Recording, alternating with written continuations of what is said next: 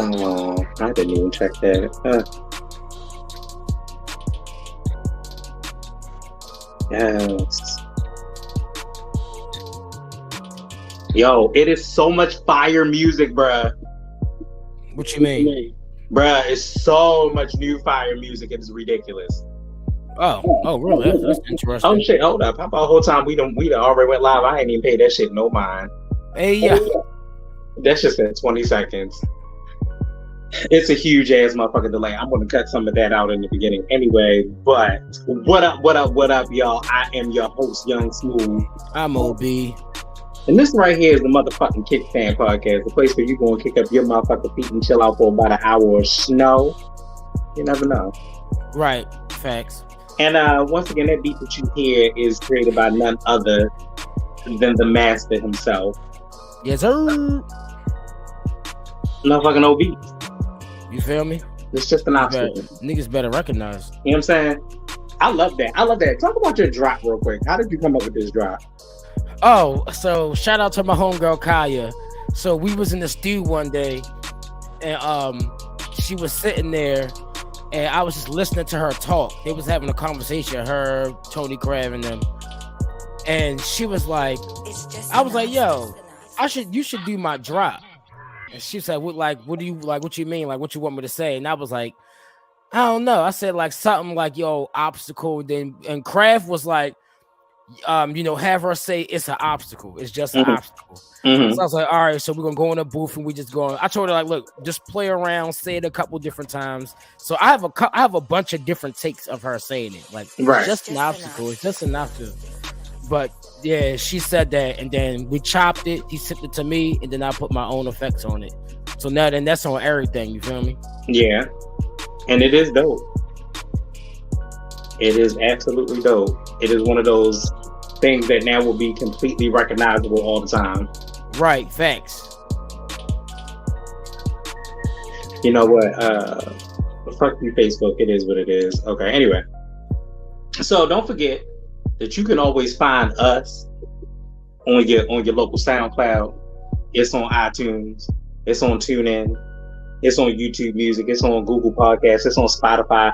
It's on YouTube right now as we speak, which means that you need to like, share, subscribe, because these are real things, and I don't know why y'all niggas is playing. Like, I feel like that's a real thing. Like, I think we should do that.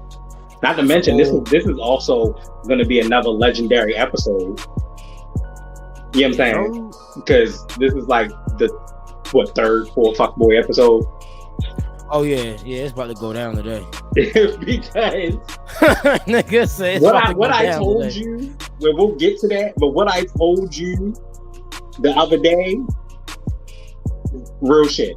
It's been a lot of sucker ass activity taking place in the world today. I did not realize that that was the case. But let's go over real quick. New music alert. It's just enough. Shit that is jumping in my car. And some of it I have to mention and not do the brands, but real quick, The Game has a new album called Dramatic. Yo, I heard it's like 30 songs. Fire already. Oh, so it is good. It is good. Oh, because that diss he did to Eminem is fucking booty. Oh, well, I mean, okay. We're just going to get to that too. But I'm just saying, no, just because he did those right back to back. And I was like, that diss was absolutely like ass. Like it was disrespectfully trash for how good I know the game is. Right. But first and foremost, this your boy. Okay. This right here is your boy, Royce the 5'9". Yep.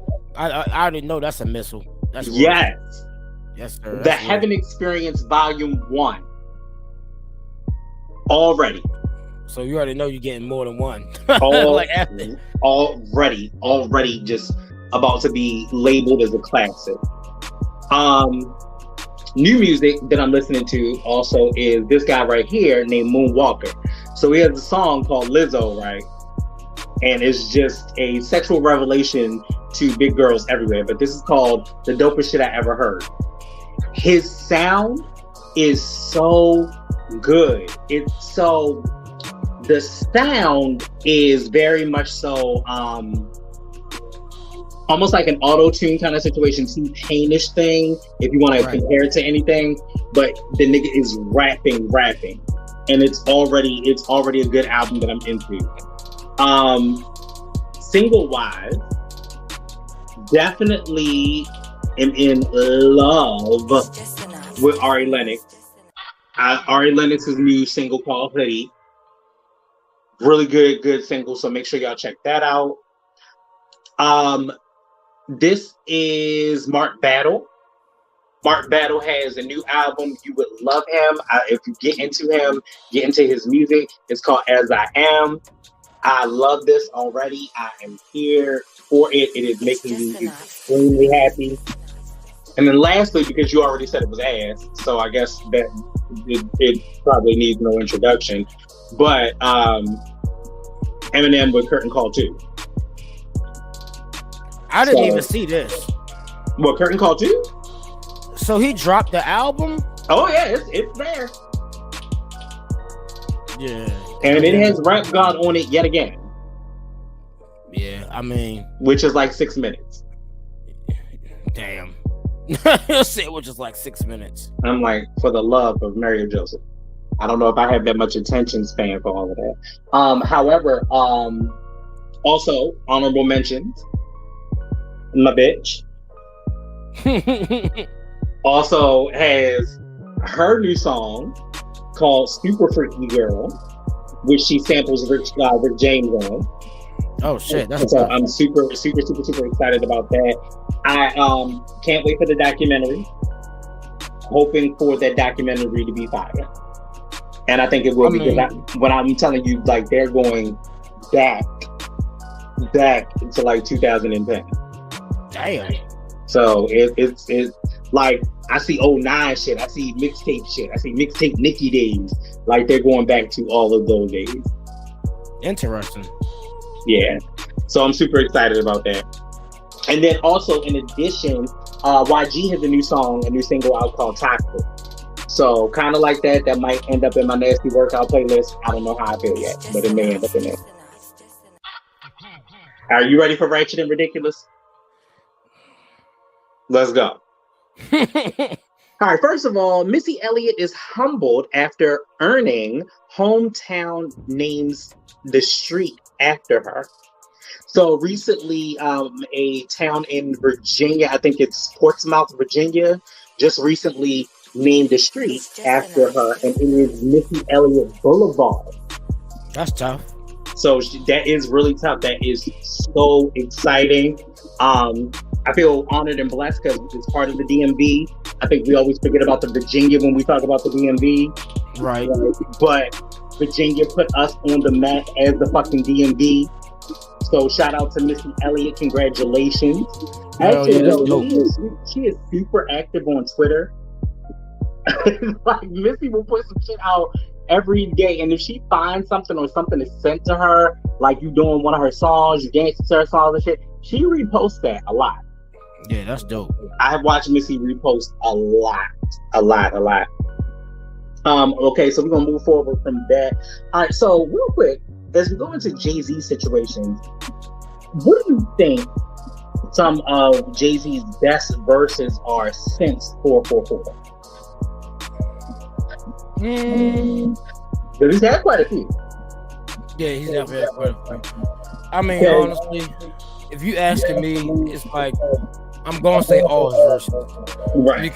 Because I mean, at the end of the day, his verses are made for a certain type of listener. Like, you gotta be an actual hip hop head to really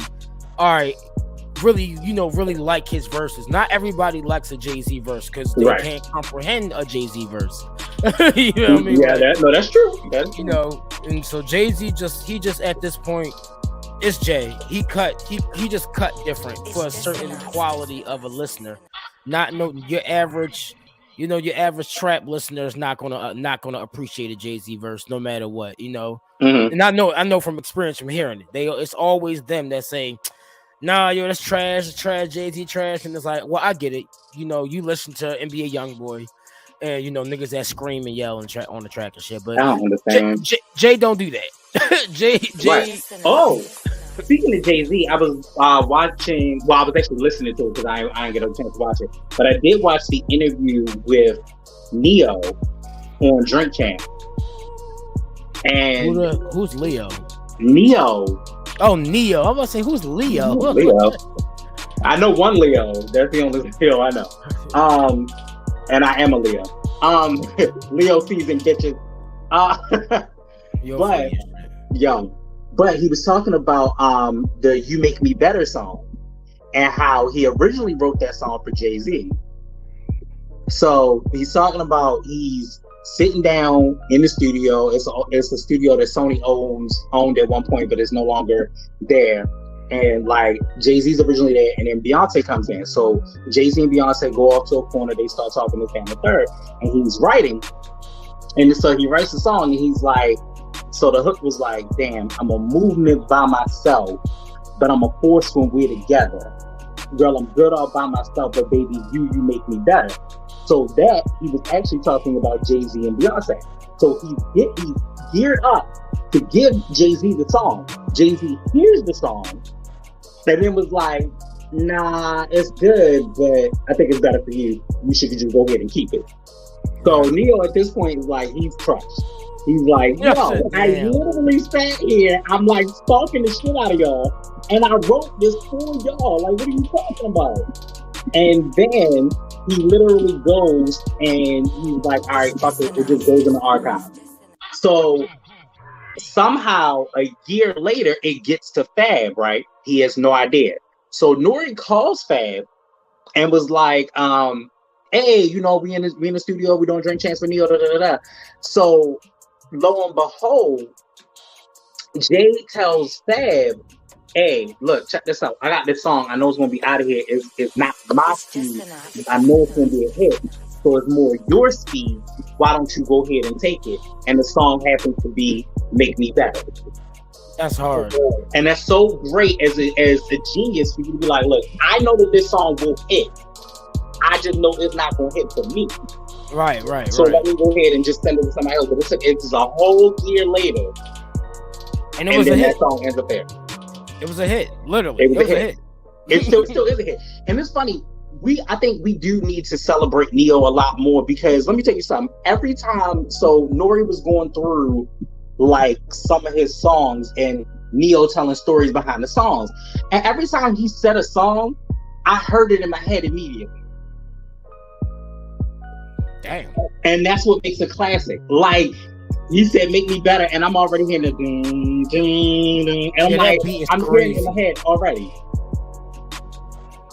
You're right. And Neo is like a supreme ghostwriter. Yeah, like absolutely. He has ghostwritten a lot for the industry, like shit that people wouldn't even know he wrote it. And then, not to mention the fact everybody knows that he wrote Irreplaceable. Irreplaceable for Beyonce. Man. But go on Drink Champs and listen to that goddamn story about how that happened. It is one of the funniest stories ever. And it was like something about like his family and shit. And his aunt like bought a car for a nigga. And then he went around and started riding other bitches in the car and shit. And Neo is absorbing all of this at like 8 years old. Right. And then he's like, yo, bet. I'm gonna go ahead and like later on, he ends up making the song off of a memory that he had from when he was 8 years old about them throwing out, you know, the guy or whatever. And yo was like, the guy comes in and was looking for his like leather jacket or whatever. And his aunt was like, oh yeah, it's in the box to the left. In the closet, yeah. Yeah, right, that's hilarious. To the left. So yeah, you can go ahead and get that. I was like, yo, but and see, sometimes that's why we gotta be real cognizant of what we say around our kids and do around our kids. Sometimes for the good and sometimes for the betterment, but you just never know, because he's 8, and then like damn near 20 some odd years later, yeah, now he makes a whole song out of this shit. Like, you feel me? Hey, that's how powerful music is, and like real sequence of events that take place, especially ones that actually like are very memorable and actually hit hard. You know, you can use them, especially if you're a musician. So exactly. Well, moving forward, speaking of this, because I gotta read you this because I feel a certain kind of way, even though I'm excited for said artist, because you know I am, but I'm not at the same token because I think another artist should have got this. But Nicki Minaj to receive Video Vanguard Award at 2022 MTV VMAs. Nicki Minaj is making history. A rap icon will be honored with the Michael Jackson Video Vanguard Award, and you know how I feel about that, at 2022 MTV Video Music Awards. It's announced today. She will also take the stage to perform for the first time since 2018. Minaj has been nominated for 17 VMAs and won 5 throughout her career, including Best Hip Hop Video for Chun Li 2018, Anaconda in 2015, and her first Moon Person. Oh, they don't call it Moon Man no more. They call it Moon Person. Damn, Moon Person. That's just... Yo, I didn't even know that until I read it. For Super Bass in 2011. She is nominated again this year for Best Hip Hop and Hip Hop Video for Do We Have a Problem with Little Baby. Nicki has broken barriers for women in hip hop with her versatility and creative artistry, said Bruce Glimmer, president of Music's Talent, Programming and Events, Paramount, and Chef Content Officer, Music Paramount Plus. She has shifted the music industry and cemented her status as a global superstar with her crossover appeal, genre-defying style, and continuing to be unapologetically Nicki. She joins a prestigious list of Vanguard Award recipients, including Madonna, Beyonce, Kanye West, Rihanna, Janet Jackson, LL Cool J, Jennifer Lopez, Justin Timberlake, and Missy Elliott. The announcement comes as Minaj readies her new single, Super Freaky Girl, to release, which was last Friday. She also recently debuted a trailer for her new docuseries, Nicki. The VMAs will air from Newark, New Jersey on Sunday, August 28th. Okay, so my thought process about this is this. After reading the article, I thought about it like this. Super excited for Nicki. I think that, yes, she's a cultural icon. I think that she has really cemented herself in this industry. She's all of the things. When they went over the list, there is somebody that's missing. Do you know who I think is missing? Female-wise? Nope, just artist. Wait, for Video Vanguard specifically? Mm-hmm.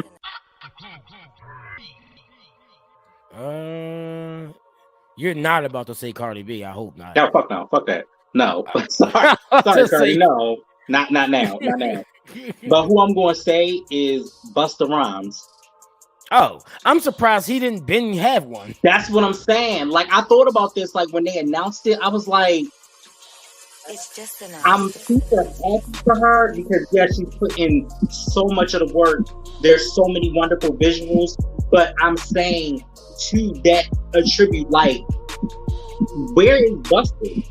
Busta is giving you massive amounts of videos, even visuals that don't look like the conventional hip hop video. Busta's giving you many visuals. Busta has, from as far as I know, I've personally never seen a subpar Busta Rhymes song or video ever. Exactly. Like, I mean, we're talking feature and no feature. I've never seen Busta Rhymes with just a subpar song or feature. Think about the musical concepts. Like for Pastor Cavassier, it was Harlem Nights. That was that music video is crazy. Exactly. For Put Your Hands Where My Eyes Can See, it was Coming to America. You understand what I'm saying to you? So, like, visually, he's giving you a lot. Or the first time he did the song with him, Mariah, and the whole Flip Mode Squad and shit. Right. Baby, if you give it to me, I give it That to was you. another one, yo. Yo, that was a whole theatrical kind of situation. So I feel like, not to say to take anything away from Nicki. Nicki needs that. Nicki should get this. But at the same token, I think in the pantheon of people, Busta Rhymes is missing out of this equation. I feel like also they probably playing the relevancy game too. Right. Because but you gotta think about it, even if that was the case, remember about a few years ago, Missy recently won this, and not saying that Missy's not relevant, but at the same token, Missy wasn't really making a whole lot of noise either. It's kind of like you just gave it to her by default. Right. I mean, it's still kind of weird because it's like Busta literally got to be the one artist, so I think he should have indefinitely been had. He should have had one of them probably 10 years ago. Right. And that's not counting anything that he could have put out in the last 5 years or whatever. He should have had one a decade ago, like a very long time ago. He should have been got one. Right. All his videos are epic. Like Touch It, like that shit was crazy. Touch It remix, that shit was ridiculous. Like, you know, and just the looks, the visual of it. Hype Williams, of course, and that's the thing. They get like a real videographer. They get hype, like, you know, like a real creative with the visuals. You know, there are about maybe 3 in the game that I love, which are Hype Williams, Benny Boone, and Dave Myers. Yeah, and Dave Myers is a white boy that just kills. If you see a lot of the videos now, like particularly like the trap shit and all of that, a lot of them shits literally look the same. They all have the same aesthetic to them. It's nothing that makes me want to go rewatch the video. Like, I could watch a Missy Elliott video over again because it's unique. Her videos stand out. And then what's even dope is that none of their videos, just as the artists individually, none of their videos look the same as their other videos. So all of their videos are unique, every individually as a whole. It's like, and that's why Nicki deserves to be in this category. Like, she does deserve it. I don't think that if we're gonna talk about the time frame and giving people their flowers and videos and people that have spanned videos over years prior to her, I believe that Busta should have been nominated in this category. I'll be honest with you. Me personally, how can I say this? I don't think personally, like me, I don't think Nicki has 20 fire ass music videos. That's me personally. I'm gonna agree to disagree. That's just me. There are many. That's just me. I said 20, like 20 back to back fire. I mean, like fire individually unique. That like one video don't match another video that she already has in some way, shape, or form. No, like that's what I mean. Let me tell you something. You can go from Bees in the Trap, Super Bass, motherfucking Starships, Regretting Your Tears, I Am Your Leader, motherfucking Chun-Li, Barbie Dreams. Like, they all do not look exactly like there's more, but that's just coming off the top of my head of videos that don't look the same. Your Love looks nothing like the rest of it. Like, each thing that she's done, there's an elevation and there's a new there's like a new Nicki that emerges. Like, everybody takes a blueprint from Madonna, where Madonna was very much so, every era there was a new era of Madonna, like you saw it. So Nicki has that. It's very much so. I just don't think that she should have gotten this. I think this is only coming because there's so many things that are coming all together. You feel what I'm saying to you? Like the docuseries, like the album is coming out. So all of this is promotional stuff, but I believe that Busta still should have been in that category if you're going to do it off of the merit that this person has put in a phenomenal body of work. Because if you really think about it, when we're talking, what, It's just 2018, enough. 2019, when Missy Elliott won that, Missy didn't have anything that was relevant. We knew everything from Missy's past. Right. She had nothing that was relevant at the moment. Nothing that was like in our ear at the moment, other than, no, I take that back. She had the iconology situation, and so that probably was the problem. But, you know, like I said, Busta just recently came out with an album, and I believe that if they were going to redo this again, he should have been that person. Yeah, I mean, the industry, I feel like it's just politics. It's a lot of politics. It don't really matter. You know, it don't really matter anymore. Like we know Busta should have been got one of them shits, right? But you know, they might not feel that way. Like, nah, we don't think he don't. You know, like you gotta remember, majority of this shit is being ran by the white man. Well, not only that, the draw would be different. Like Busta's fan base is more of a classic hip hop fan base than Nicki's fan base, which are the Barbs, which would be like, yo, they're gonna go crazy. And she's performing. Oh, they're gonna fucking lose their shit.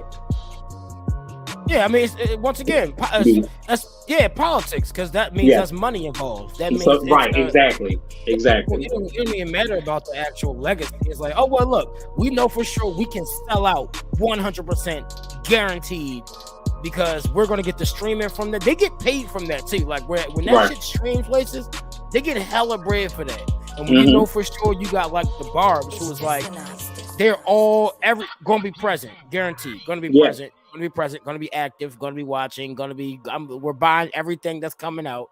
You know, it's every moment. Every moment they're gonna be there.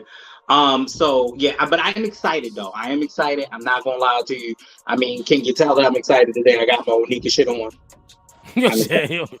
I got my Onika shit on. Don't judge me. Okay, fuck it. I'm excited. I'm excited to see it. I feel we talked about the last time. I'm definitely excited if they do a big 3 tour. If they do a big 3 tour, I might as well go ahead and sell my house, because I need to be at the time. Yeah, this is gonna be crazy. Might as well sell my house. Fuck that. So moving on, Ja Rule says he does not condone Irv Gotti's Ashanti remarks following Fat Joe criticism. Ja Rule has made clear he doesn't agree with Irv Gotti's comments about Ashanti and the Drink Champs following criticism over his own behavior during the interview, or lack thereof. I mean, the nigga was drunk though. For I watched the interview, he was drunk. The nigga was drunk. The nigga was drunk. Like, at some point, like, you can't keep defending shit. You're drunk. It is what it is. During the Murder Inc. duo's recent sit down with NORE and DJ EFN, Gotti dredged up his alleged fling with Ashanti, claiming her 2002 hit Happy was made after he had sex. Fat Joe later slammed Irv Gotti for disrespecting Ashanti, while also calling out Ja Rule for not sticking up for his friend and former label mate, with whom he forms a successful partnership on hits like Mesmerize, Always on Time, and Wonderful. On Thursday, August 11th, Ja Rule addressed the controversy in an Instagram post, saying he does not condone Gotti's remarks about Ashanti and wishes to be left out of the drama, given his long-standing relationship with both parties. Quote, brotherly love. The last few days have been very turbulent for me, but it's time to land the plane, end quote. Quote, I love my sis. I love my sis, I love my bro, but I don't condone or agree with the behavior nor the way Gotti handled things on Drink Champs. I hope y'all understand how uncomfortable this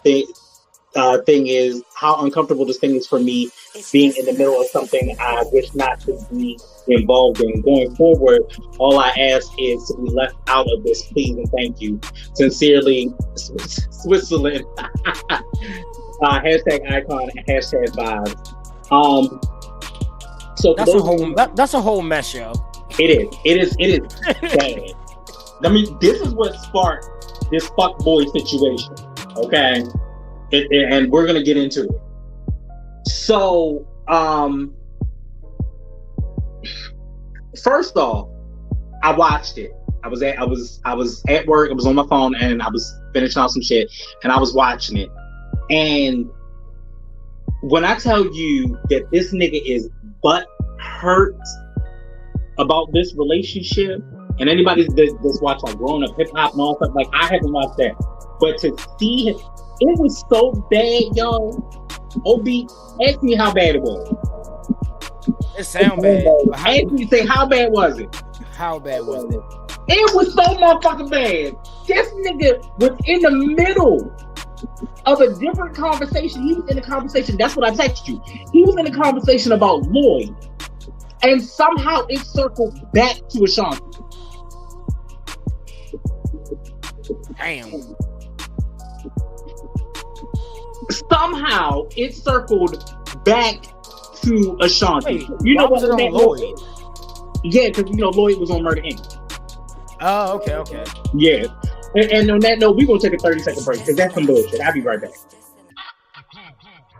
Maybe.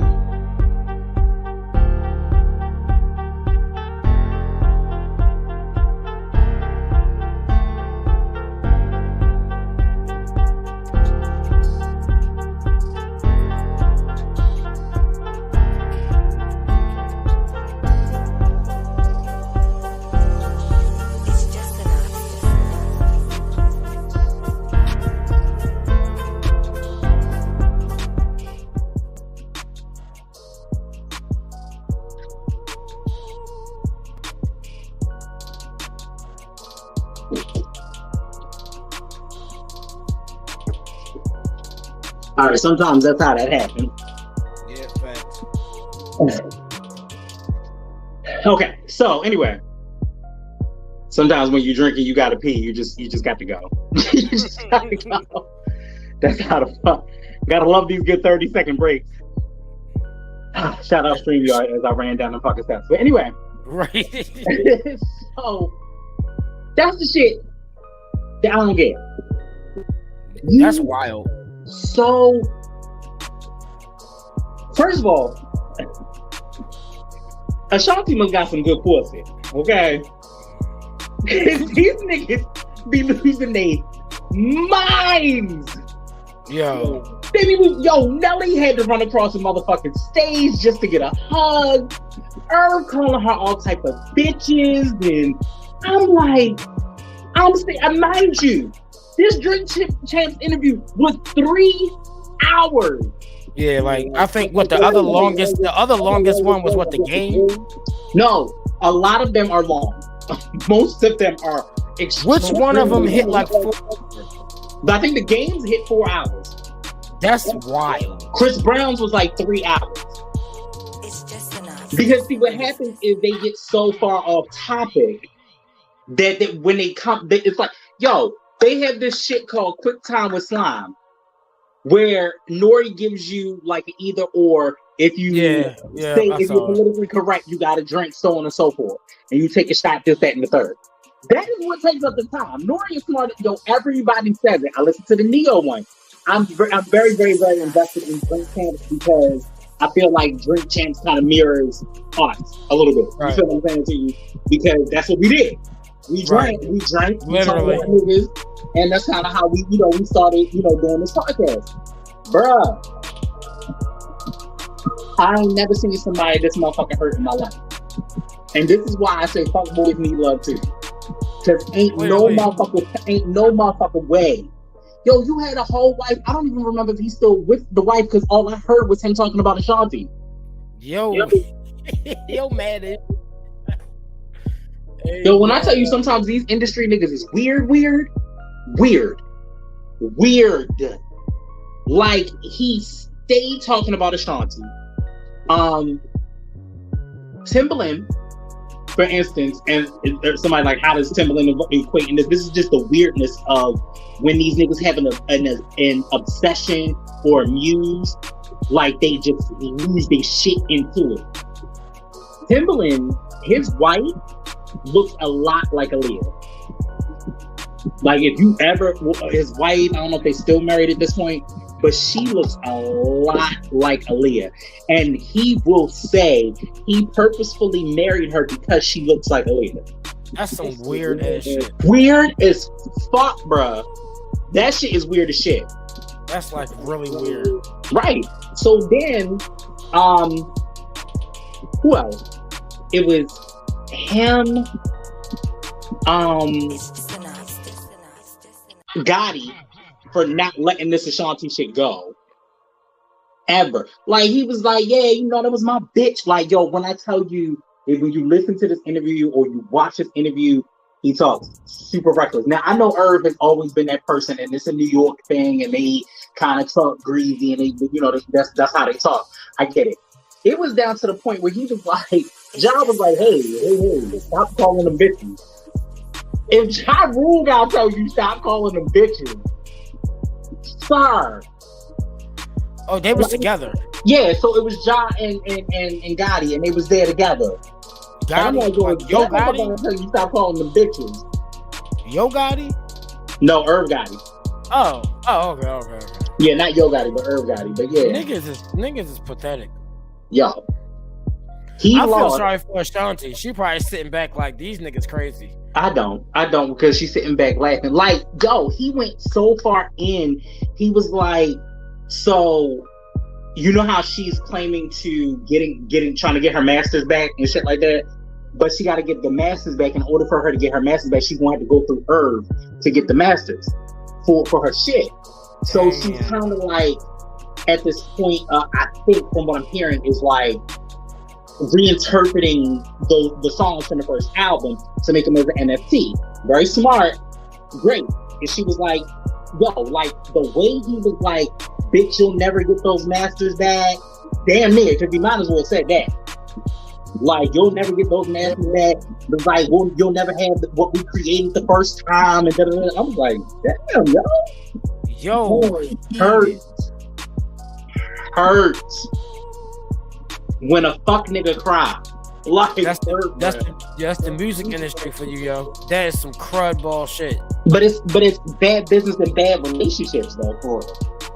It's bad like business. Wow. Like, damn, that's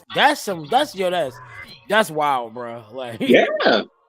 I mean, it was just like I was sitting there and I'm just doing my work and like, so they got on. So Murder Inc. is supposed to have a documentary on BET, like who else did it? No Limit did it, and I think it's just it was No Limit and with somebody else that did it recently too, and it'll come to me later. But they're having theirs over there too. All right, cool, no problem. You know, he got Tails. That was the thing. Remember, actually, Neffy's song was on Tails. Wave was on there too. So, you know, he like talking about it, and then he starts to get into Lloyd. So Irv's big thing that I kind of respected a little bit was just like the level of loyalty and trust. So with this documentary or whatever they were doing before, I feel as though, like Ashanti said, no, she don't want to be a part of it no more. However, for the business side, I kind of feel like Shawnee, you don't understand. You are like an intricate part of Murder Inc. You know what I'm saying? To like, the story don't get told without you there. I see what you're saying, because it's like, right. I see what you're saying. It's like if a nigga wanted, if for some reason someone wanted to do a documentary of my life right now, it can't be like, you wouldn't be able to say, yeah, yo, look, I don't even want to be in that shit. How? Like, I'm gonna find a young smooth stunt double nigga. Like, right, but not only that, it's like, who would talk from the perspective of like what happened or what's been happening in your life? So there's a huge 5-year gap where there's more shit that happened besides that. That's like cutting out the whole process for not doing the documentary. And so I feel as though if she didn't, it kind of was a little vague for me.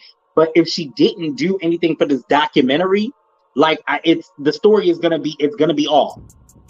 It's gonna be really off. Yeah, I mean, it's just like, how you going to accurately tell a story without, you know, a specific individual that was actually there? And then it's like, that's Ashanti. You are literally like, she was practically the face of Murder Inc. for for a while. A long time. They had almost a 10 to 15 year run. Damn. You gotta really think about it. That was what I would say. honestly, what, from like 2000 to 2010, 2000, until the landscape of music started shifting a little bit. Yeah, Murder Inc. was the shit. Murder Inc. was the shit. But this tackled onto a part of what I wanted to say about fuck boys, y'all. These 90s niggas is broken. Okay. Yo. And I understand I am a 90s nigga too, and I get that. But these 90s niggas is broken, bruh. They got too many emotions. These niggas, these niggas is hurt. Hurt. Like, it's not a regular, yo, I get over it. It's like, yo, a part of me hates you. Right. Like, that's how it is bad. That's bad for real, bro. And it's like they have so much love, but it's because she don't want to do, like, I think they were also going to do like a Murder Inc. reunion tour at one point, and she was like, she's not doing it. But you have to think, when things happen, when people fall out, you have to really sit back and think to yourself, okay, well, I get that you don't want to do it, but I also need to take a beat and say, okay, well, what part did I play in this? Right. Because here's the thing. All of those things can be true. They can be mad. They can be upset with you. All of those things can be true. But if you don't find what part that you play in it, you're going to continuously do the same shit. Because you don't know how, at this point, you don't know how to say, all right, look, I've done something. I fucked up in a way. I need to correct whatever this is. You feel what I'm saying? You can't do that. You can't do that at that point. That's like hella unaccountable. Like, hey, right. And I know so many people. I did this, but it's that. Right. But I'm telling you, is that's what it be. But what did I tell you? What did I tell you about the word "but"? Yeah, niggas be out of pocket. That's why I don't. When you use the word "but," you are literally negating everything that you said before. Nothing makes any sense, because what you're saying when you use the word "but" is, I hear you, but whatever I'm about to say after this word "but" is way more important than whatever you was thinking about. Yep, that's some real shit. Like, it don't even matter. That's why I try to use the word "however," because however is meaning behind it is, I understand what you're saying. However, there is more to that. When you say "but," you negate everything that somebody else is trying to say. And fuckboys have a tendency to do that. That's the world today. Suck ass niggas is everywhere.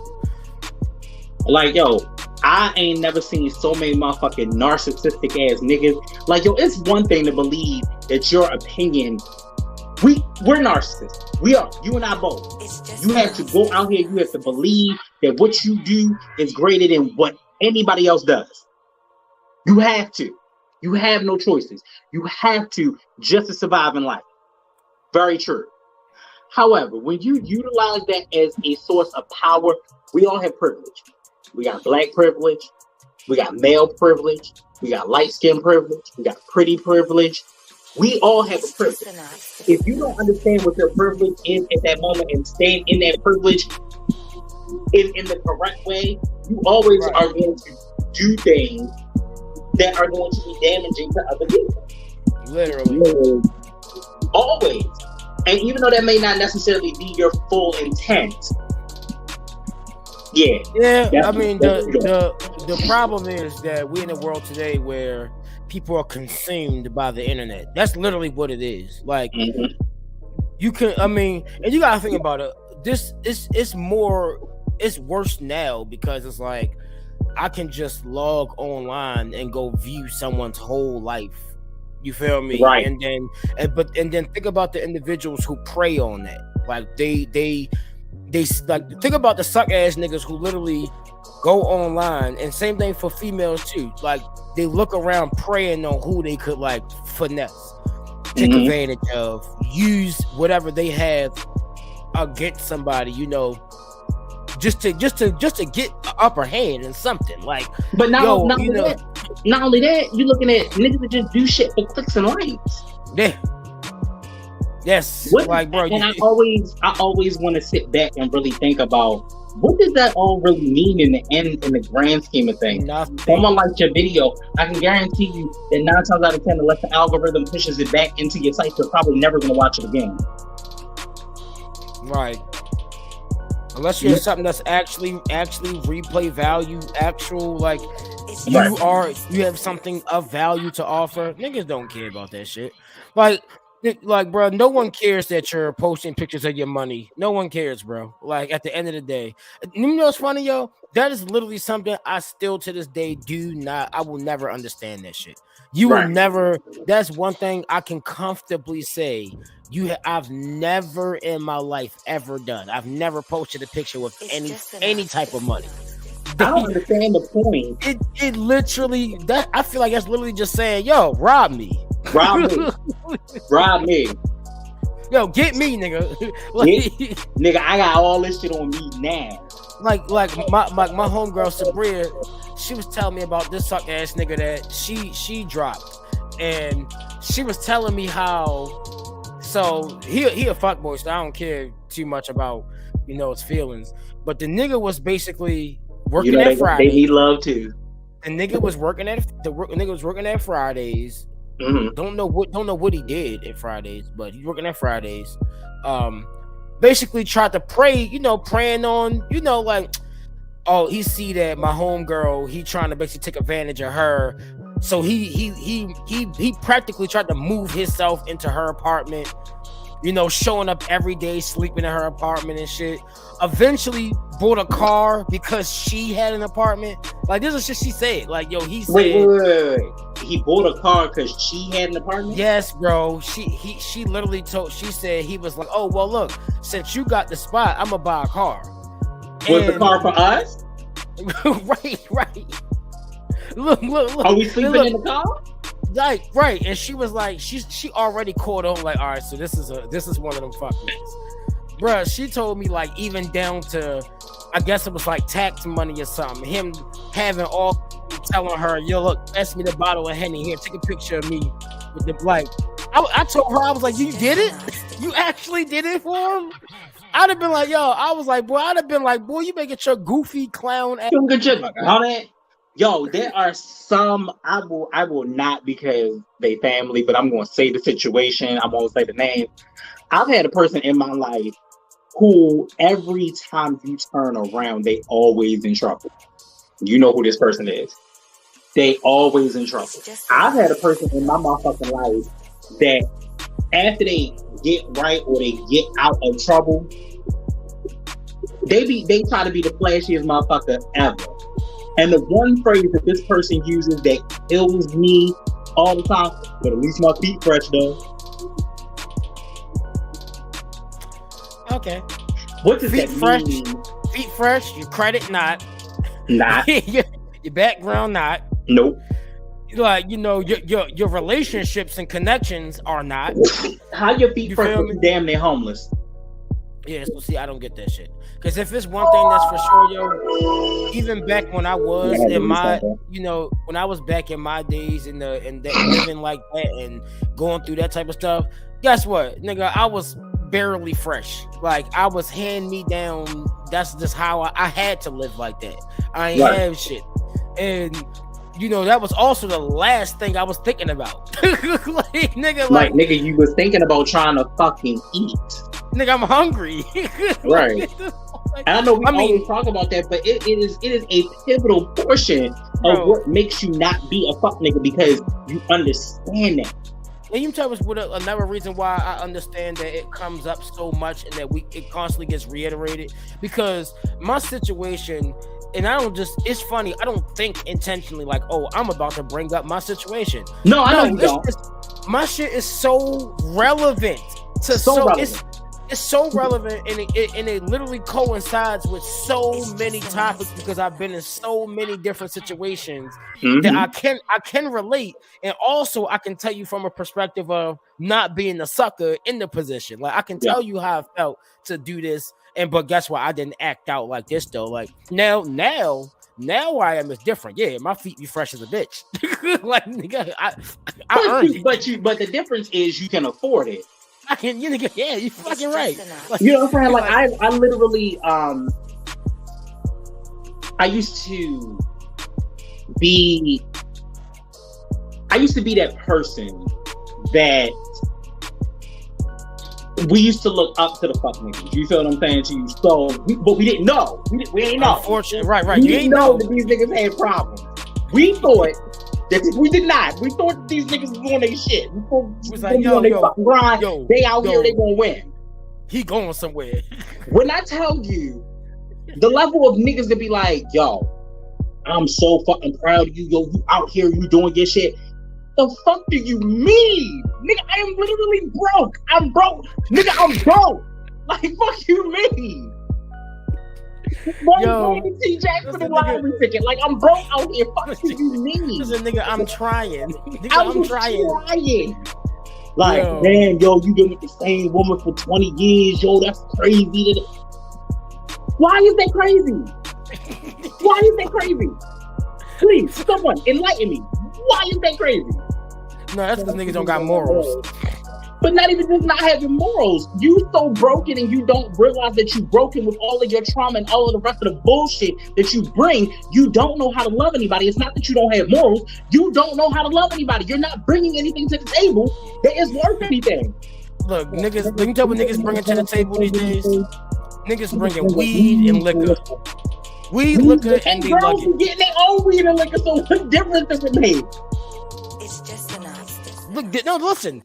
This is a real question, yo, because I had to reevaluate myself with the chick I was dealing with, and I really had to sit back, like, bruh, man, it is like my homegirl, my coworker and shit, both of them, Chelsea and Shardina, they was talking to me and shit. And she was like, Shardina was like, you are just a solid person. Like, she was like, you don't gotta be really even dealing with that. She was like, you know how many like grown ass women out here right now, like waiting for you to show up? Like, right. Oh, you got the job, you got the crib, head on right, you mature, you already built and you on your way to, and she said, and you over here putting up with this. And I'm sitting here thinking like, yo, I'm literally like going out of my way to practically chase a chick that you ain't got shit to offer. Like, it was literally, it got to the point where I literally asked myself, like literally, what can she do for me? Literally. Right. Like, and sometimes in life, it's not always about what someone can do for you, but it is a pivotal portion. Like, what can you do for me? How do you elevate me? No, listen. No. It is about that. Now, when it comes to what can you do for me, it's not. I don't speak from a material aspect. Right. What can you do for me mentally? Yeah. What can you do for me? Emotionally. Like that. Like that's the difference. It's not just physical support, financial support. There's moral support. Like, hey, if I come to you and I have a conversation with you, or hey, you are fucking up, and I'm trying to tell you fucking up, and your response to that is to backfire. You feel me? To fight, to throw gasoline on the situation and light it yourself. And I'm trying to tell you shit like that where I'm sitting here like, bro, I really don't gotta be putting up with this, right? Like, I had to tell myself, like, nigga, what are you doing? Like, you got a whole business, you're trying to build, you're trying to do this, you're trying to do that, and you sitting here going out your way and going crazy over a chick that literally, if I lost my job today and needed $20, she could not give me $20. Right. What the fuck am I doing? What I'm saying? Like, and I know it hurts people to hear someone say that, but it's like I've had to tell people in my life, I was like, I love you, but I understand that you can't do for me what I need or what I want in my life. You know what I'm saying? To you, doesn't mean that there's no lack of love, but I realize that I need that for me. And a lot of times I think that These niggas don't set their own rules, their own expectations. They're not going to go get it. Like, yo, let's be real. Let's talk about. I had a conversation with one of my sisters about their significant other and the lack of the grind that their significant other has. And that significant other told my sister, I'm only working because you want me to work. What? Exactly. I don't get it. I'm only working because you want me to work. You don't want to work for yourself, son? Yeah, like what? Oh, man, you ain't gonna judge. I'm just saying, you don't want to work for yourself.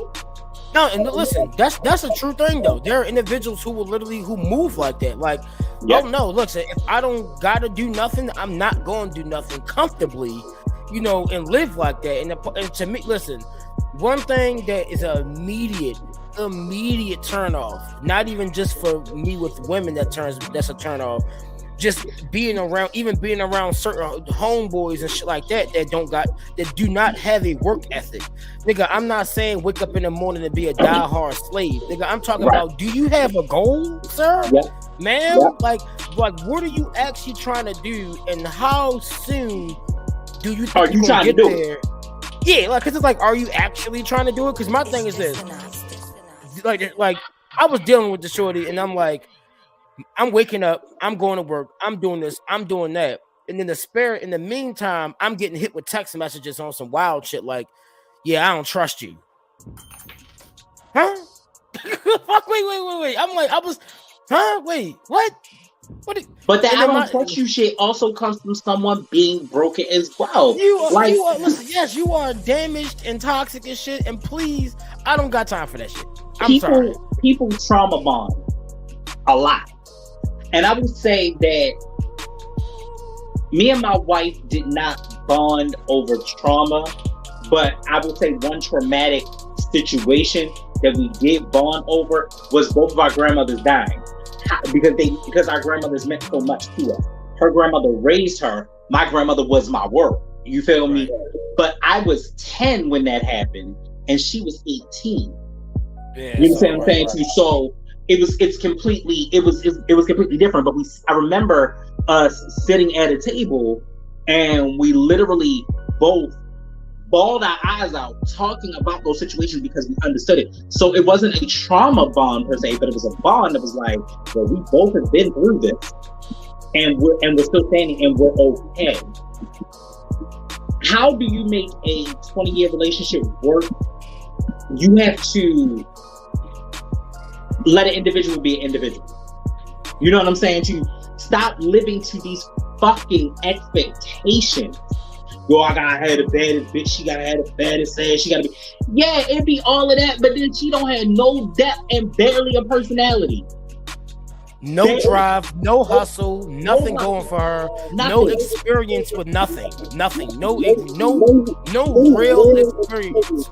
Right. Because you chose to value the looks and shit like that, whereas though you enabled her to feel comfortable to not have to do anything to be able to get somewhere. I appreciate the skinny ass girl that feel kind of awkward, but guess what? She been working, she got a job, she got a car, she get to that bag, she got a hustle, she know what she want to do. Because guess what? You know what value is. Right. You feel me? You can't give somebody value. Like, you can't teach somebody value if all you do is just, yeah, yo, I got a bad bitch, or she look good, blah blah. You know, all right, that's all she worth. Problem. You have a bad bitch. You don't have a real woman. You don't have a real woman, right? Right. Like, I don't want none of that. Like, men are visual creatures. We're visual creatures. We do like a certain aesthetic from time to time. But I will tell you that I don't. My wife does not fit the normal aesthetic. I fell in love with the person way before I fell in love with any of the aesthetic. Right. Way before that. That became my literal friend when nobody was my friend. When I tell you we were Bonnie and Clyde, when it was Troy, it was Maxine, it was great. So now as we're getting older, sometimes we have different interests outside of each other. Like, we do different things outside of each other. It don't mean nothing. Like, you have to think about it. I'm in a house with someone all the time. I was definitely in a house with someone when we had a pandemic. All the fucking time. Facts. But one thing that I don't like, and I've noticed that a lot of fuckboys do, is they try to exploit the weakness. So if a girl tells you something, or she tells you, yo, this is my insecurity, I'm giving you a piece of me. When you mad, that's not your motherfucking goal point to decide now, oh bitch, I'm gonna go ahead and say all this shit about you. And that's the shit that Irv did. That's the shit that Irv Gotti kind of did to a degree, where it's very much so, oh, you know, I'm gonna talk shit about you and da da da da, and I'm gonna make sure that everybody know. And it kind of felt like that. And there was no, like, yo, when I tell you, they were like 20 minutes away from talking about Ashanti. They talked about Lloyd. All of a sudden, somehow, because they talked about disloyalty, and all of a sudden, it came right back up. I'm like, yo, you are scorned, sir. And you need to seek therapy. This nigga is hurt. You are hurt. And you need to seek real therapy for that. Real motherfucker. Bro, you need to you need to relax. Like, bro, you gotta relax. Like, you gotta relax. And let me tell you something. Shout out to Noriega, because Nori literally pushed those buttons. You hear me? Kept pushing them. I said, Nori, stop. And so the whole thing with Ja, though, for real, like Ja Rule, I kinda agree with him. Yo, look, I don't have nothing to do with this. And all Ja kept saying was, I didn't know these stories. I don't know these stories. I guarantee that you probably don't. Some of the shit was into the shit that he did with Ashanti. Right. And Ja more so was like, because he got a good relationship with her, don't he? He does. Yeah, so for him, it's like, all right, Joe, you see, I couldn't be in that predicament for real. Like if it's a chick that you know, and it's on that type of level, and like, yo, this is what the aesthetic was for this long. Right. You know, eventually you had to check that nigga. Like, all right, bro, listen, you tripping, relax. You are still on fucking video right now, running your mouth. You're drunk. You're clearly drunk. Oh my God. The way he was pouring them shots, sorry. The shot glass is like this. Why the fuck is you all the way up, damn near up here? And that's every shot. Yo, them shots was huge. I said, Herb, you gotta relax. Bro, you gotta chill. You gotta chill, bro. Like, the whole thing with Ja, though, I understand that we are at a point where we're very much so like, yo, fuck that, you gotta pick a side. Stop playing both sides to the middle. Don't fuck with the ops and this, that, and third. I get all of that. But that is very difficult to do in the position of your brother and your sister. You feel what I'm saying to you? And not a physical brother and sister, but just your brother and your sister. Right. Fuck with her. It is what it is. And this man also brought you to greatness, so you fuck with him too. You know what I'm saying to you?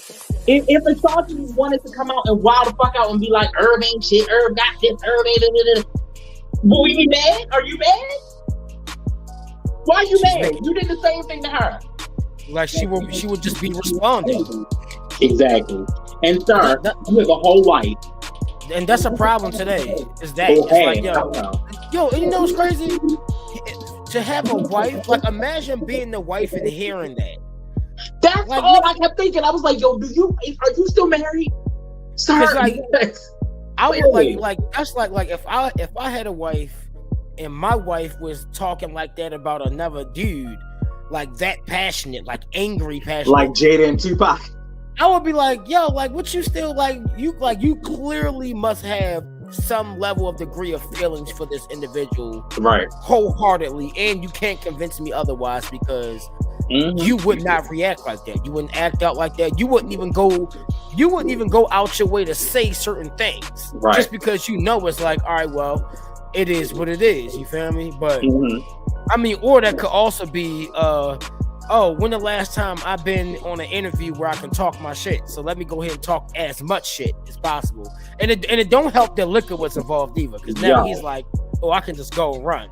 This is why everybody says that Nori is a genius. And it was like I say, it was very much so a part of our show. And if we do it again, when we do it live, or we do it in that type of setting like that, you know what I'm saying, maybe in a new studio, whatever, definitely we'll still have drinks.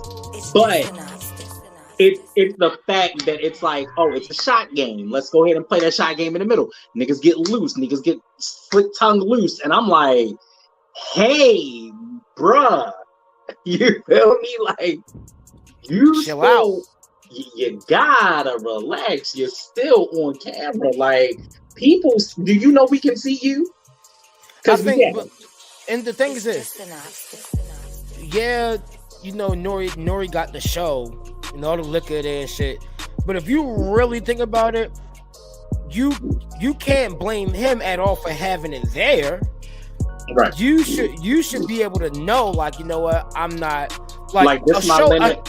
A show like that, yo, I probably will, obviously with me, because once I talk about stuff I'm passionate about, I could get into the zone and just be taking shots. But I will, being that I know what that show aesthetic is about, I will automatically come there like, all right, well, I would probably request like, hey, just have some beers there. I don't want no alcohol, like no liquor. Right. You know, like, because I know I can still be able to maintain, get and my be point functional. About, talk about what we talk about, and not, because that was pure the liquor talking, nigga. You and your feelings. You know what? You know what's funny? I realized, like, listening to it, it sounds like us and like the days of everybody being in those rooms, and it's just loud and yeah, it is shit happening. I was like, bruh, what the, like, between the niggas that's in the back, the guests, like, I keep forgetting it's like the other people there. Shit. Yo, Drink Champ is lit, but I cannot lie. It is one of my favorite podcasts. I do look forward to it. I want Noriega to get them veneers together, because that nigga be stuttering over words. Like, shut up, yo. Like, nobody business. I love him. That's my guy. I love him. I really do. I think that I think people are giving Nori his flowers because he deserves. He definitely deserves. I like him because I feel like Nori kind of feels like I do. Like, I'm nice. Don't get it twisted. I don't feel completely like Nori does. Like, if I really want to come out with a project, I'm ready to eat and deliver. You feel what I'm saying to you? Right. Nori definitely always is very much so like, yo, I don't want to do that no more. I'm doing this now. He don't got to. He doesn't have to. He does not. He understands that, yo, I literally don't got to make music for the rest of my life. I'm not going to. Right. He get it. He don't have to. He's not going to try to. He understands that he's not going to try to remain relevant in the as an entity with the music when he don't have to. Right. He don't got to try to fight for a single to sell some records. You know, because at the end of the day, these heavy hitters want to go on his show. That's all he care about. He don't care about that shit no way. Like, nigga, I ain't making no music, nigga. Y'all, they coming on my show, my streams alone. I'm good. I don't need them. And you getting a good revolt check too, because you're not just back behind him with that plus the endorsement. And he's a literal legend. He has stories for decades. Stories with nothing but he has legendary stories with legends that he can really talk about. And then the legends have legendary stories with legends. Exactly. So it's like, how can you even beat that? Like you can go in there and hear a Nori show. The one that I need to watch now, though, I just haven't had an opportunity because for some reason the Fuckboy episode just literally spoke to me. I was like, you know what? It's time.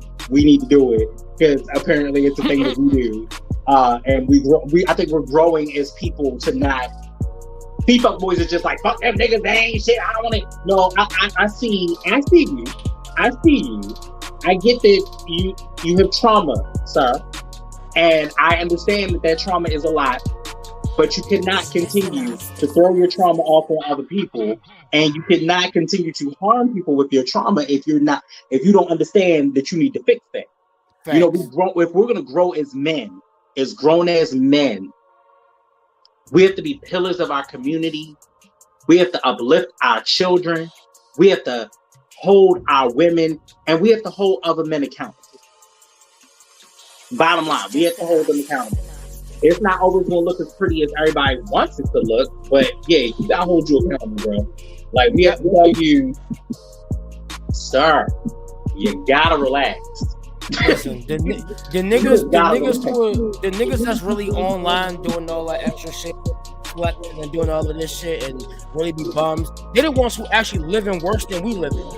Like, think about it, yo. One thing for sure, one thing I never did. But number one, niggas still has not seen my crib. I've not posted that online. Like, it's a lot of things that you'll never know at all, because it's like, for what? Motherfucker, this is life. I'm trying to go somewhere. Like, I don't need niggas knowing every single step of the way. Now, here and there, I'll be like, you know, I just want to speak on an accomplishment and shit. But besides that, just remember when I told you when I got the new car last year. I was so like, how long did it take me before I even posted that? Because I felt it was like, nigga, I ain't posting this shit at all. He was like, nigga, I don't know about this. Right. I kind of felt like, damn, how do I talk about my good fortune, but we got motherfuckers dying in the middle of the street? No, not just that. Right. This will really be the hard part. How do I post my accomplishment and visually show it, knowing it's gonna be some hating ass niggas I know? Right. You feel me? Like, you know, like it be your family. It be, you know, niggas that pop out of nowhere like, oh, and you know they saying shit. Dog, who this nigga think he is? Well, you feel me? Like, and it's like, okay, like that's why I just be like, you know what? I ain't gonna post shit at all, but you gonna see me when you see me. Even down to the show, it's like, yo, I've noticed something. I have to say it. F Facebook with all my heart, because it only does one thing when it's convenient. Like, it's just enough. You post about a new car, it gets all the way through the algorithm. You post you got a new house, algorithm. Married, algorithm. Going to school, algorithm. But when you're working on your business and this is your dream and this is what you want to do, crickets. Yep. Crickets. But what blows my muffin cap back blue. Niggas will be in the street and be like, yo, when the next episode? Yep. Ayo, bruh, what you mean when the next episode, dog? Did you like it? Did you share it with your homeboys? That's a real thing, yo. Yep. And look, one thing I tell you, like, releasing these songs now, can you hear me? Yeah. All right, releasing these songs and moving close to album drop, releasing the album. Guess what? I am taking notes. You feel me? Like, I'm putting that shit on. Look, I'm sharing it. I'm putting it everywhere. My thing is this: when and this is just how you supposed to feel about stuff like this. When that time come and shit kick off, that's when your shit gonna blow up. I'm telling you. Like, nigga, Revolt could sponsor this podcast. You know how many DMs you gonna get, nigga? Right. Oh my gosh, I can't believe it. But what happened 5 years ago? Like, where was 5 years ago? Where was y'all niggas at 5 years ago? Listen, I take mental notes, bro. I will certainly for sure when that time come, I'm telling you, it's gonna be niggas gonna be hot, because what's gonna happen is you gonna have a bunch of the individuals who gonna feel like, well, damn, yo, I knew you. You know, I have watched the show or I have listened to the music. You feel me? You know, I feel like I should be able to take part in something. No, wrong. Like, bro, who was there when we had to do a whole motherfucking show all over again, nigga? Other than the guests, and had to thank them for even coming to fuck back for that shit. Because we had to do it a whole. Who in this bitch shooting in the gym with me other than the nigga over there? Over there. Right. Who in this bitch shooting in the gym other than you? Nobody.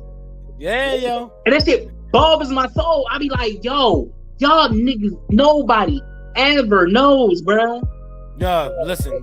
Well, offline, I'll tell you about that, but you know, because it's like I said, it's shit that I'm doing now, which I'm gonna put you D with all of this shit, so you can know how to move your shit through the algorithm, all of that. Because this is the same things I gotta do now that I'm releasing music. And at the end of the day, the niggas you know are not gonna support you like random strangers. At the end of the day, like that's just facts. People you don't know is gonna push your shit and listen to your shit and support it more than anybody you know. I learned that back when I was releasing beat tapes heavy, like 7-8 years ago. Yo, do you know that our shit is in Senegal? What? There are people in Senegalese country in Africa that listen to this shit. You know what I'm saying? And my niggas in up the street, can it? You know what I mean? Yo, that's wild. Never. Not never. Not never. They're gonna find out. So it is what it is. And that just is what it is, yo. I'm just like, bruh. Just remember this episode. Remember this ending part right here. And that's, you know what I'm saying? It's like, yo, I was talking. Shout out to my best friend Stephanie. I love you with all of my fucking heart. That's my girl. You know Stephanie. Yeah. But I was talking to Stephanie. I was like, yo, we talked last time. This adulting shit is for the birds. This ghetto ass shit. I don't want it. Throw the shit the fuck away. I'm tired. But I was like, yo, sometimes it's hard as shit to be a one-man band. You feel what I'm saying? Like, I don't take for granted that you here because I get a chance, my brother, on a regular basis to cut up. We've had so much fucking fun. Yeah, hell yeah, fucking right. So much more fun to come. Nigga, what? Nigga, so much shit that niggas don't know. You feel what I'm saying to you? And it's one of those things where I'm like, yo, I literally have the best time with you. And I literally know that it depends on me to do this. Right. And it's not that thing of it being like a narcissistic thing. You feel me? It's not that, oh, well, it's all me. Nah, this shit don't move without me, and it damn sure don't move without you. The conversations that we've had offline are valid here too. Right. You feel what I'm saying? Thanks. So that's why every week it's like, oh, it's a lot of love. It's a lot of fucking love for that nigga right there. It's a lot of fucking love, and that's just bottom line. It just is what it is. Once again, like I said, that's the shit that a lot of niggas don't know. And it's like, hey, I mean, look, at the end of the day, it's a bus with limited seats. and honestly, it's about to be a motherfucking special ed bus. Sorry. Not sorry. Listen, nigga, limited seats, probably a wheelchair, or one wheelchair accessibility. Maybe a 4-door sedan. You're getting there. It'll probably be my car. In a minute, it might be a 2-man unicycle. Like I don't get it. Like niggas is like, I don't need all these motherfucking wheels. Like, never. Fuck no. Yeah, but you know what? The fuckboy era, and here's the thing: there's not just a fuckboy era. There are fuck girls too. Oh yeah, come on now. Fuck girl is horrible. Girls that contribute to the level of toxicity in men, or the level of toxicity in other women. If you, as a woman, tear down other women, that's the fuck shit that we talking about. That is the fuck shit that we is talking about right there. And the funny thing is, the same way as bum ass niggas, it's literally bum ass chicks too. It's like, bum ass women too. And look, and they all deserve to be on a whole nother island or planet all I together. want them to go there so bad. I feel like that. Yeah. I genuinely feel like that. Like if you was dealing with a nigga who was a bum, probably still a bum, you deserve that nigga. Because what's crazy is this, from what I actually had to experience, I was getting hit with a lot of the bullshit that this other niggas did. Like why I gotta deal with this shit from the shit that with that nigga? I'm not that nigga. And then it's like, dude, look, the problem is, and then when you say that, it's like you the bad guy. It's like, listen, eventually I got to the point where it's like, look, you know what? I don't got time for this shit. I'm out here really, I got shit I'm doing. You know what? You know who you deserve? That nigga who you was already with. Ooh, because you want to know you something don't else? because you don't deserve. You're not ready for actual man yet. Like you need a bum ass nigga. You need a nigga who don't do shit, sit around, get high, could probably get you high. You know, that's just facts. At the But end of the you know day, what else is really It's just important too? enough. If somebody mother tell you, if they tell you that the nigga that you fucking with ain't shit, yo, believe them. Me and my cousin have a running joke about that shit. But when I tell you, believe them. just say, wait, For her sure, mother, believe that. his mother said that? Yeah. Oh yeah, bro. Yeah. You know how many times my cousin has said that somebody mother has said to them, yeah, real quick, you know this nigga ain't shit, right? Like, damn. Yo, Like, that's you know wild. that, ma'am, but you birthed him. Oh yeah, I know, but he ain't shit. Right. Like, yeah, he a child. He just ain't shit. He ain't worth a good goddamn. So I'ma need you to know that off the rip, okay? So that you are aware, and don't ever get it twisted. don't ever get it fucked up, okay? He fucked up. So if you know this information offhand, Maya Angelou said it best. When someone shows you who they are, believe them. Yeah. If they mother tell you who they are, believe her. Right. It's just enough. She know best. I'm Like, trying hey, to tell baby, you, I'm she gonna tell know you. best. That nigga can't do nothing for you. Ain't no way. But yo, we had another dope ass episode. You know what I'm Sir. saying? I really always 100% appreciate you.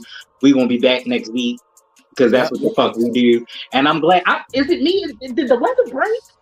What the fuck is going on? Listen, bro, I wore a hoodie today. It's just enough. Bruh, I wore long sleeves. I felt good. I was like, yes. Because you know this your season, bruh. This my season. This is Showing it. up there. Now I can wear. Look, I got them hoodies still in the closet, nigga. Now I can break them bitches out. Really. Did you good. ever get the shoes to the other hoodie I bought you? No, I did not. I only wore it one time, and I put it right back in the closet. I'm not. There's some other shit I'm gonna get eventually, but I'm gonna wait until after the stew fully put together and shit, and then go back shopping.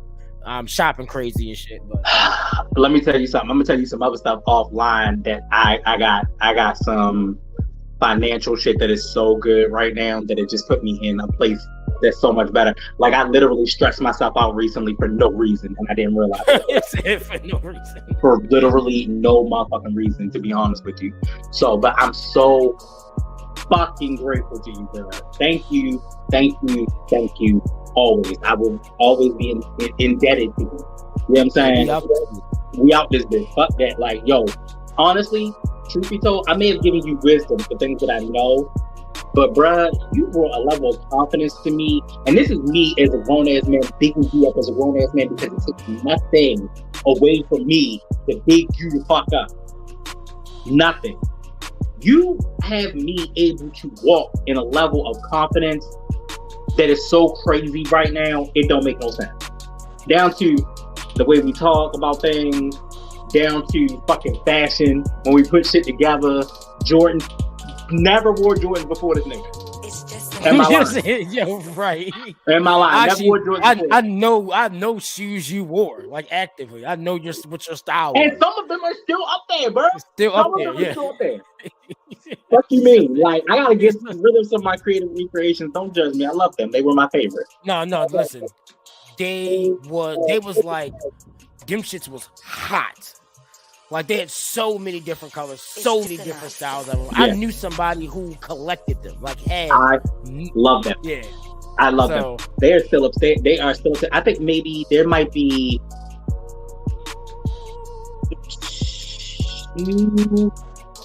maybe two pairs that I need to kind of get. One, actually, I know one for sure. One colorway that I love. You know what's funny now? Think about it. And I gotta get rid of those. Looking at them now, like as far in fashion I am now, they was like luxury kinda before you had to like if you see how they look, the aesthetic of the shoe, it looked like what you getting now with these damn like some of them like the Louboutin with the straps and shit like that. It really is. It really is. And then some of them would have like the gold, silver, metallic shit like that. So my favorite colorway that I had was cranberry and silver. And I still have them, but the silver is falling off the bag, and I just don't. I want to get rid of them so bad. I know I need to get rid of them, but I'm almost tempted to take them to Berto and see if he can resalvage them. Probably. I'm so tempted. I'm so tempted because I don't know. That silver, that's it's hard. It might be hard to do it, but I think he can make it work. I think he can make it work. But you know the wait till I step out my motherfucking infrared though. Oh shit. Yes sir. Wait till I step out my motherfucking infrared, bro. I already got ideas for that shit. I've worn them one time. And now you just immediately come up with outfits like I got new outfit shit in my head, bro. I got it's some new shit that I want that I done seen online that I want. So it is what it is. But we stalling. Anyway, y'all already know what it is. I am your host. Oh no! First of all, wait a minute. Are we going to end it correctly? Yeah, we're going to end it correctly. That's what we did. Fear, false evidence appearing real. It's only real in your mind if you make it real in your mind. And being a fuckboy is not a real thing. It is not. Okay, let the shit go. It fucking cause cancer, bitch. It causes cancer. Shit. Stop doing the shit. Like make you smoke all the fucking Newports in the world and shit. Stop doing the shit. So it's horrible. But. I am your host, Young Smooth. I'm OB. And this is the motherfucking Kickstand. Don't forget, we here every Monday, 8:30, you know what I'm saying, Eastern Standard Time. And then, in addition, don't forget that you can check us out on all your good socials. You know what I'm saying? To follow Obstacle Beats, follow your boy Young Smooth, and Kicking It with Young Smooth Podcast. Y'all already know what it is. Follow me at the Kickstand Podcast on Instagram and Twitter. Do all of the things because they're necessary to help us grow. Facts. Then in addition, my man is coming out with these singles and all of this music. So if you're not supporting the music, then you're not supporting the show. And if you're not supporting the show, you're not supporting me. If you're not supporting me, I'm gonna be homeless. Niggas gonna be outside. Right. Niggas will be outside. I got some other shit to tell you. I got shit to tell you, bro. I got shit to tell you. We gotta get offline. I'm trying to tell you, it is what it is. Anyway, yo, this has been a great episode once again. So I see y'all niggas in the next one. Peace. Gang shit.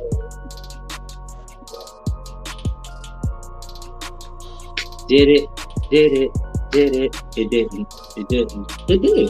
did. We